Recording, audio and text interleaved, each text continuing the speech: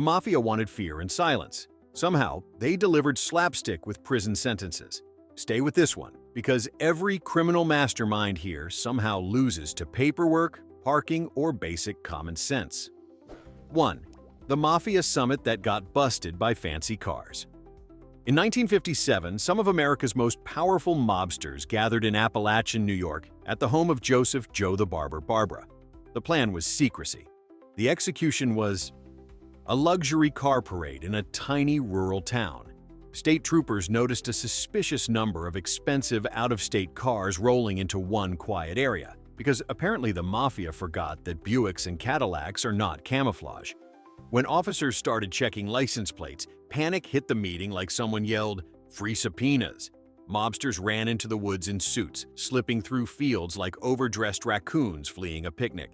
Nearly 60 men were detained, and the meeting helped force the FBI to take organized crime seriously. A national crime summit was exposed because nobody thought, maybe don't all arrive like a wedding convoy for criminals. 2. Al Capone, beaten by the world's least sexy villain, taxes. Al Capone built his reputation on violence, bootlegging, gambling, and fear. People whispered his name like he was some untouchable monster from a gangster movie. And then the government looked at all that chaos and said, "Nice empire. Where's your tax return?" In 1931, Capone was convicted of tax evasion and later sentenced to 11 years in federal prison, fined $50,000, charged court costs, and hit with back taxes plus interest. Not bullets, not betrayal, not a dramatic rooftop shootout in the rain. Math. The most famous gangster in Chicago history got taken down by ledgers, accountants, and numbers that refused to behave. It's almost beautiful. Capone tried to rule the streets, but the IRS basically walked in wearing reading glasses and ended the movie. The moral is simple. Never underestimate a quiet man with a calculator. 3. John Gotti, the Teflon Don, becomes Velcro. John Gotti loved the spotlight, the suits, the cameras, the swagger. He wasn't hiding from fame. He was practically auditioning for it. For years, people called him the Teflon Don because charges seemed to slide off him.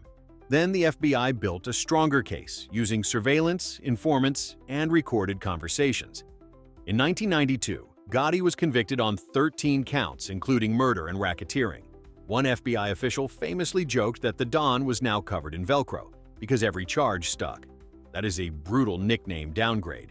Imagine spending years branding yourself as untouchable, only for the government to rebrand you as office supply adhesive. Gotti's mistake wasn't just crime. It was believing the performance would last forever. In the end, the cameras were still there. But this time, they weren't filming a gangster celebrity. They were filming the closing credits. 4. The mobsters who blew their cover at a barbecue. The Mafia always talked about discipline, secrecy, and staying invisible. Then came one of the most ridiculous surveillance failures imaginable.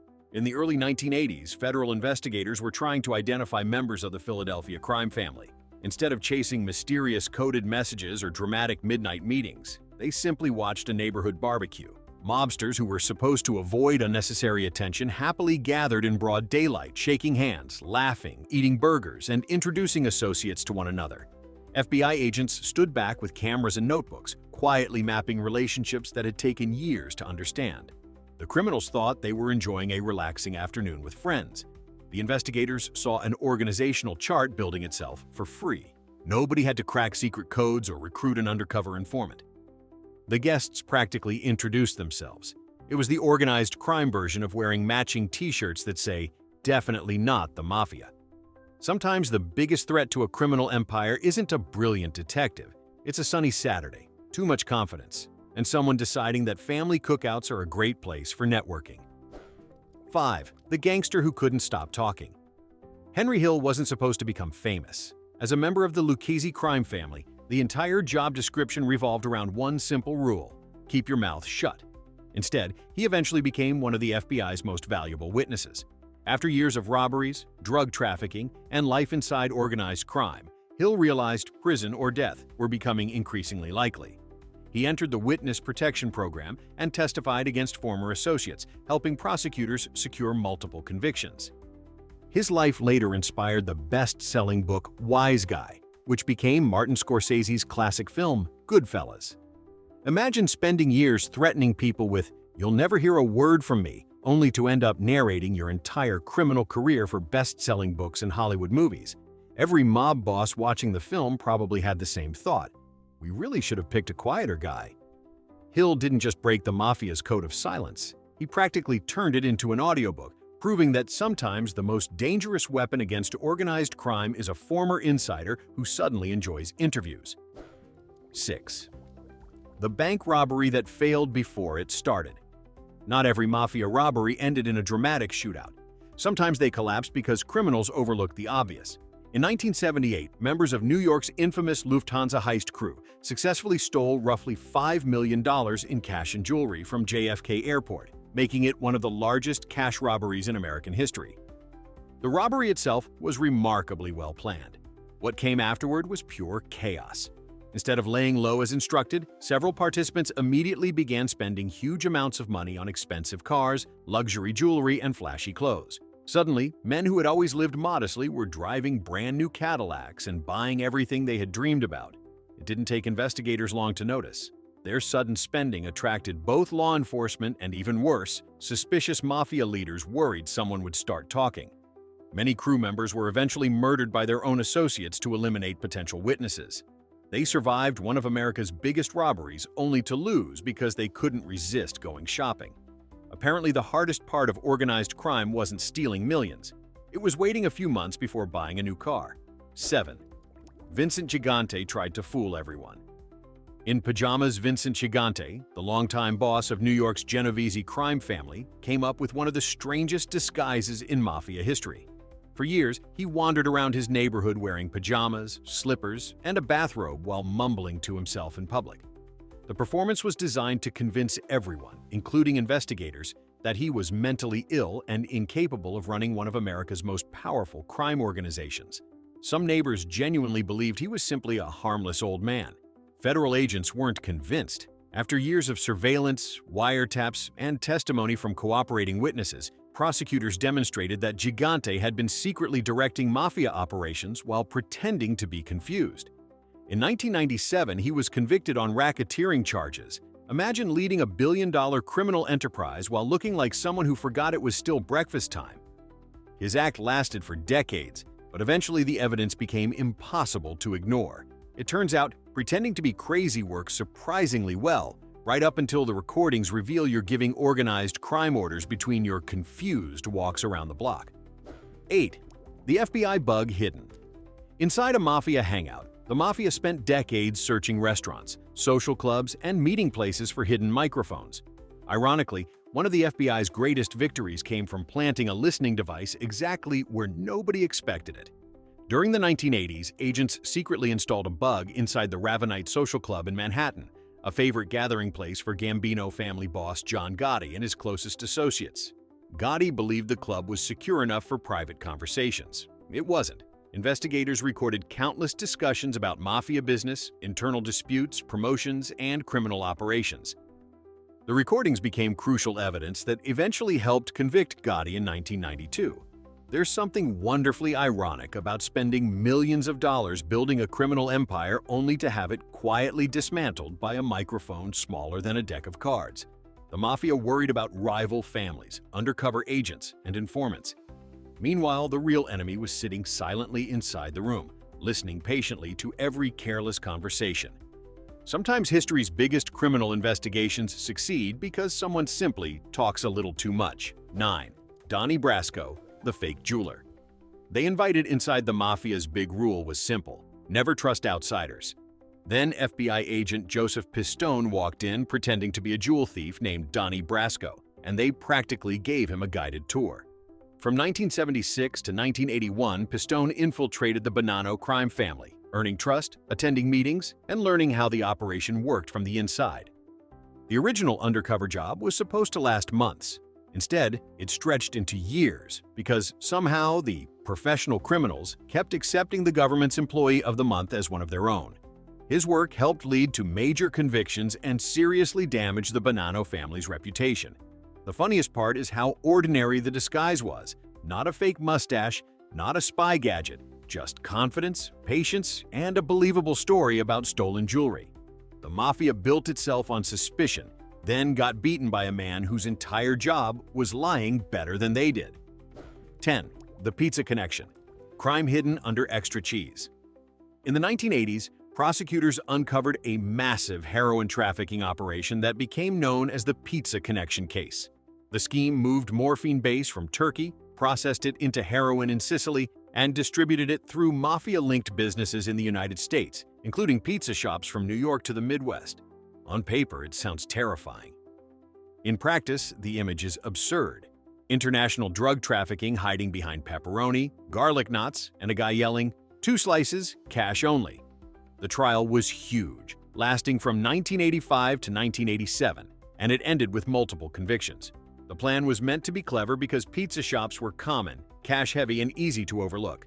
But that also made the whole thing sound like a criminal franchise menu. Today's special: 1 large pie, 2 sodas, and a federal indictment. The Mafia tried to build a global pipeline. History remembers it with the least intimidating name possible: Pizza Connection. 11. Sammy Gravano. Heard the tape and changed teams. John Gotti loved talking. Unfortunately for him, federal microphones loved listening. In 1991, underboss Salvatore "Sammy the Bull" Gravano decided to cooperate with the government after hearing recordings where Gotti blamed him and discussed crimes. That was not just a betrayal, that was workplace drama with murder charges attached. Gravano became a key witness against Gotti, helping prosecutors secure convictions in 1992. The Mafia spent generations preaching loyalty, silence, and brotherhood. Then one boss talked too much, insulted the wrong man, and accidentally handed prosecutors the witness they needed most. It's almost corporate. Imagine your boss throwing you under the bus during a recorded meeting, except that the meeting is about racketeering, and the bus is the FBI. Gravano's testimony helped destroy the image of Gotti as untouchable. The Teflon Don didn't lose because he lacked swagger. He lost because his own words convinced his underboss that loyalty was suddenly a very bad investment. 12. Carmine Persico. Defended himself and helped the prosecutors. Carmine the Snake. Persico, boss of the Colombo crime family, made one of the boldest courtroom decisions in Mafia history. He acted as his own lawyer during the famous commission trial. Now, confidence is useful. But defending yourself in a major racketeering case is like doing your own dental surgery because you once watched a toothpaste commercial. Persico was intelligent and experienced, but the courtroom is not a social club. Prosecutors used witnesses, documents, and years of investigation to build their case. Persico tried to charm the jury and challenge the government directly, but many observers believed he accidentally damaged his own defense. In 1986, he and other top Mafia leaders were convicted. Persico later received a 100-year sentence in the commission case. The lesson is painfully simple. When the federal government spends years building a case against you, maybe don't respond with, "Relax, I'll handle this myself." Sometimes the most dangerous lawyer in the room is the defendant with too much confidence. 13. Joseph Massino. Became the boss who talked for decades, Mafia bosses treated cooperation with the government as the ultimate disgrace. Then came Joseph Massino, boss of the Bonanno crime family. In 2004, after being convicted, Massino became the first sitting boss of one of New York's 5 families to turn government witness. That was not just a crack in the code of silence. That was the ceiling collapsing during dinner. The Mafia had built an entire mythology around omertà, the sacred rule of never talking to authorities. Massino looked at prison, looked at his future, and apparently decided sacred traditions were less attractive than breathing free air someday. His cooperation shocked the underworld and showed how badly federal pressure had weakened old-school organized crime. It's hard to sell yourself as an empire of loyalty when the boss himself starts helping prosecutors. The Bonanno family spent years trying to appear strong, secretive, and disciplined. Then their own leader became the government's most embarrassing customer review. 14. The Mafia Commission trial turned the boardroom into evidence. The Mafia Commission was basically organized crimes executive board, where bosses from major New York families settled disputes and divided power. Very professional, if your profession is extortion with better suits. Federal prosecutors attacked that structure in the 1980s using RICO laws, arguing that the families were not random criminals, but part of a coordinated criminal enterprise. The commission trial ended in 1986 with convictions of several major Mafia leaders. For the mob, this was a disaster. They had spent decades pretending there was no grand organization, no board, no official system. Then prosecutors walked into court and treated them like a criminal corporation with terrible HR policies. The funniest part is that the Mafia's own structure helped prove the case. All those meetings, ranks, rules, and traditions made them look less like mysterious street legends and more like a deeply illegal Rotary Club. They wanted respect and order. The government said, "Perfect, thanks for the organizational chart." 15. The Bonanno family got kicked out of the Mafia Club. After the Donnie Brasco operation, the Bonanno crime family suffered one of the most humiliating consequences in Mafia history. Because they had allowed FBI agent Joseph Pistone to infiltrate them so deeply, the family was reportedly removed from the Mafia Commission for a time. Think about that. They were not just embarrassed by law enforcement, they were punished by other criminals for failing Criminal Security 101. The Bonannos had let an undercover agent get close to made men, learn their routines, and damage the family from inside. In any normal business, this would be a serious internal review. In the Mafia, it was more like being voted off the villain island. The organization that built its reputation on suspicion had been fooled for years by a fake jewel thief with excellent patience. Other bosses looked at the Bonannos and basically said, "You had one job." It's rare when the FBI and rival mobsters agree on something, but here they did. That was embarrassing. 16. Whitey Bulger hid in plain sight for 16 years. For years, James Whitey Bulger was one of the FBI's most wanted fugitives. Television shows made him sound like a ghost who had disappeared forever. The reality turned out to be much funnier. After fleeing Boston in 1994, Bulger spent nearly 16 years living quietly in a modest apartment in Santa Monica, California. He wasn't hiding in some underground bunker or remote mountain cabin. He was living in a regular apartment building, chatting with neighbors, walking around town, and blending into retirement life. The FBI eventually caught him in 2011 after a nationwide publicity campaign focused on his longtime girlfriend, Catherine Gregg. Agents discovered hundreds of thousands of dollars in cash and dozens of hidden firearms inside the apartment walls. It's almost impossible not to laugh at the contrast. One of America's most feared gangsters survived years on the run, only to be found living like a quiet retiree who complained about parking and probably knew everyone at the local grocery store. Sometimes the perfect disguise isn't becoming invisible. It's becoming completely ordinary. 17. Lucky Luciano accidentally modernized organized crime. Charles Lucky. Luciano wanted to solve one problem. Constant mafia wars were bad for business. During the early 1930s, after helping remove old-school bosses during the Castellamarese War, Luciano reorganized the American mafia into what became known as the Five Families and created the Commission to settle disputes peacefully. His goal wasn't justice, it was efficiency. Unfortunately for him, creating a more structured organization also made it much easier for future investigators to understand how the mafia actually worked. Decades later, prosecutors used testimony from informants, surveillance, and RICO laws to explain this very structure to juries. Luciano thought he was building the perfect criminal corporation. Instead, he accidentally helped create the blueprint prosecutors would eventually use against his successors. It's a little like building the world's most organized filing cabinet and then acting surprised when auditors know exactly where to look. Sometimes the smartest business decision becomes tomorrow's biggest legal headache. Organized crime became more efficient, but it also became much easier to explain in court. 18. Frank Costello lost his empire. Because he stayed calm, in 1957, Frank Costello survived an assassination attempt outside his New York apartment. Vincent Gigante approached him, fired a shot that only grazed his head, and fled, believing he had succeeded. Costello did something nobody expected. Instead of launching a bloody revenge campaign, he quietly stepped back from leadership. Many historians believe he realized constant violence would only attract more government attention and create endless internal conflict. From a distance, it almost looks anticlimactic. One of the most powerful mafia bosses in America survived an assassination attempt and responded like a tired executive choosing early retirement. Hollywood usually gives us dramatic revenge stories with explosions and endless gunfire. Costello gave us paperwork and resignation. His calm response likely prevented another bloody power struggle at the time. Sometimes the funniest mafia failure isn't missing your target. It's discovering that the man you tried to eliminate has already decided he'd rather spend his remaining years playing golf than arguing over who gets the next illegal gambling operation. 19. The Apalachin hearings. Put the Mafia on live television. For decades, many Americans weren't even sure the Mafia officially existed. Mob leaders denied everything, dismissed investigations, and insisted organized crime was mostly fiction. Then came Joseph Apalachin. In 1963, after deciding to cooperate with the government, Apalachin testified before the U.S. Senate in nationally televised hearings. Millions of Americans suddenly heard detailed explanations about Mafia rituals, ranks, rules, and the secret oath of membership. Mob bosses spent generations protecting their mystery. Apalachin destroyed it in front of television cameras. Imagine building the world's most secretive organization only to have one former member explain everything like he's giving a guided museum tour.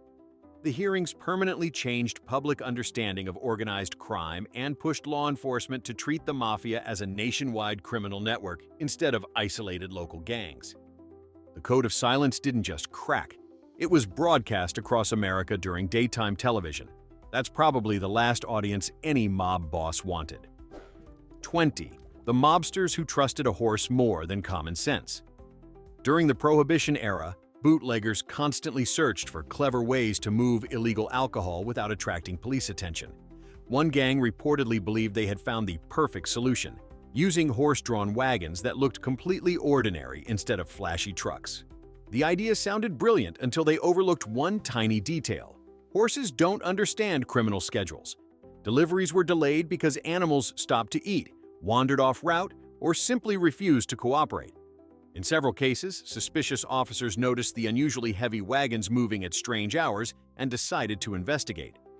What was supposed to be an invisible transportation system became memorable precisely because it looked so unusual in an increasingly modern America filled with automobiles. It's one of those plans that probably sounded fantastic during the meeting. Nobody suspects a horse. True. But they do notice a wagon packed with hundreds of bottles moving through town after midnight. Sometimes the weakest member of a criminal organization isn't the getaway driver. It's the mule that literally refuses to hurry. 21. Al Capone's vault became America's biggest empty joke. By the late 1980s, Al Capone had become such a legendary figure that people believed priceless treasures were still hidden somewhere beneath his old properties. In 1986, television host Geraldo Rivera turned that rumor into one of the most famous live broadcasts in TV history. Millions of viewers tuned in as workers carefully opened what was believed to be Capone's secret underground vault at the Lexington Hotel in Chicago. The anticipation was enormous. Gold, cash, rare documents, maybe enough evidence to rewrite Mafia history. After hours of suspense, cameras finally revealed almost nothing. Aside from a few old bottles and debris, the legendary vault was essentially empty. The broadcast instantly became one of television's greatest examples of overhyped disappointment. Somewhere, if Capone could have watched it, he probably would have laughed harder than anyone else. One of America's biggest media events ended with the criminal equivalent of opening a birthday present and finding socks. Sometimes the greatest Mafia comedy happens decades after the gangsters themselves are gone. 22. The mob boss who went to prison. Because of a garbage business, when people picture organized crime, they usually imagine casinos, bootlegging, or dramatic backroom deals. Garbage collection doesn't exactly make the list. Yet during the 1980s and 1990s, federal investigators uncovered extensive Mafia influence over New York City's private waste hauling industry. Several crime families controlled routes, intimidated competitors, fixed prices, and forced businesses to use specific companies. On paper, it was an impressive money-making machine. In reality, it became one of the easiest patterns for investigators to document because the same companies kept winning contracts while rivals mysteriously disappeared from the market. Wiretaps, financial records, and witness testimony slowly connected what looked like ordinary trash collection to organized crime. It's almost poetic. Men who dreamed of being remembered as feared gangsters ultimately spent years arguing in court about garbage pickup schedules. Somewhere along the way, the glamorous image of the Mafia collided headfirst with overflowing dumpsters. They wanted to rule the underworld. Instead, prosecutors spent years proving they also ruled Tuesday morning trash collection. That's not exactly the legacy Hollywood usually puts on movie posters. 23. The mobsters who thought payphones were safe. Now, long before encrypted messaging apps, Mafia members believed public payphones were one of the safest ways to communicate. The logic seemed solid. Make a quick call, hang up, disappear into the crowd, and leave investigators guessing. Unfortunately, technology kept improving while old habits refused to change. Throughout the 1970s and 1980s, the FBI regularly placed surveillance teams near phones, frequently used by organized crime figures. Agents photographed meetings, tracked movements, and compared call patterns with other investigations. Even when conversations themselves weren't recorded, investigators learned who met whom, how often, and where. Criminals thought they had outsmarted modern surveillance by relying on yesterday's technology. Instead, they unknowingly created predictable routines that investigators patiently documented for years. The irony couldn't be better. They distrusted telephones inside their own homes but happily walked to the exact same street corner every Tuesday afternoon. For men who constantly preached discipline and caution, they became creatures of habit. And sometimes habit is exactly what detectives are hoping for. 24. Bugsy Siegel bet everything on Las Vegas. Benjamin Bugsy Siegel believed he could build something bigger than bootlegging or gambling rackets. His dream was the Flamingo Hotel in Las Vegas, a luxurious resort unlike anything America had seen. Unfortunately, budgets meant very little to Bugsy. Construction costs exploded far beyond original estimates because of expensive materials, constant design changes, and poor financial management. Investors became increasingly nervous as millions of dollars disappeared while the project remained unfinished. When the Flamingo finally opened in December 1946, the launch was a disaster. Bad weather kept visitors away, construction wasn't complete, and the casino lost money almost immediately. Although the hotel later became successful under different management, Siegel never lived to enjoy it. He was murdered in June 1947, and historians still debate exactly who ordered the killing. It's one of history's greatest examples of terrible timing. The man who helped imagine modern Las Vegas didn't get to see it become a global entertainment capital. Sometimes success arrives just after you've already paid the highest possible price. 25. The FBI's Mafia chart looked like a corporate org chart. By the 1980s, federal investigators had accumulated enough evidence to map the structure of New York's 5 families in extraordinary detail. Agents built enormous organizational charts showing bosses, underbosses, capos, soldiers, and associates, complete with photographs and lines connecting different criminal operations. Looking at those charts today is strangely funny. Instead of resembling mysterious criminal masterminds, they look like employees waiting for the annual company meeting. Every department had supervisors, every crew reported upward, every promotion followed unwritten rules. The Mafia spent decades insisting it wasn't one giant organization. Meanwhile, the FBI quietly built charts that looked remarkably similar to Fortune 500 management diagrams. During major trials, prosecutors used these visual aids to explain complicated criminal relationships to juries. The result was devastating. The government's case suddenly became easy to understand. Instead of mysterious legends operating in the shadows, jurors saw something resembling a very illegal corporation with terrible employee benefits. It's hard to maintain an aura of mystery when your criminal empire can fit onto a presentation board. 26. Frank Abagnale fooled everyone. But the Mafia couldn't fool accountants. The Mafia always preferred cash because cash leaves fewer records. For decades, that strategy worked surprisingly well. But as financial investigations became more sophisticated during the 1970s and 1980s, accountants quietly became some of organized crime's most dangerous enemies. Prosecutors no longer relied only on eyewitnesses or informants. They followed bank deposits, business records, tax filings, invoices, and suspicious financial transactions. Mountains of paperwork slowly painted pictures that even experienced criminals couldn't erase. Many mobsters laughed at accountants, believing real power came from guns and intimidation. They discovered far too late that spreadsheets could be deadlier than revolvers in a federal courtroom. It's almost unfair. Criminals spent years practicing intimidating stares, while investigators calmly highlighted suspicious numbers with yellow markers. Nobody expects organized crime to lose a battle against bookkeeping.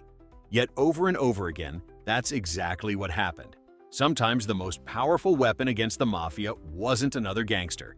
It was someone wearing glasses and carrying a calculator. 27. The Mafia lost. Because it could never stop acting like the Mafia. The greatest failure in Mafia history wasn't one bad robbery, one undercover agent, or one disastrous meeting. It was something much simpler. They never believed the rules had changed. Throughout the 20th century, organized crime thrived by intimidating witnesses, bribing officials, and keeping everyone silent. But law enforcement evolved. RICO laws allowed prosecutors to target entire criminal organizations instead of isolated crimes. Electronic surveillance improved dramatically. Witness protection encouraged insiders to testify. Financial investigators followed money trails that once seemed invisible. Yet many mob leaders continued behaving as if it were still 1955. They kept holding meetings, making speeches, promoting loyal friends, and assuming fear would solve every problem. History proved otherwise. One by one, supposedly untouchable bosses ended up convicted through recordings, documents, cooperating witnesses, and their own careless conversations. The irony is impossible to ignore. The Mafia spent decades adapting to changing criminal opportunities, but completely failed to adapt to changing police tactics. In the end, the world's most disciplined criminal organization was defeated by its own refusal to learn new tricks. That's not just ironic, it's almost the perfect comedy ending. Turns out the Mafia feared rivals, cops, and betrayal, but common sense beat them all. Which fail surprised you the most? Let me know in the comments.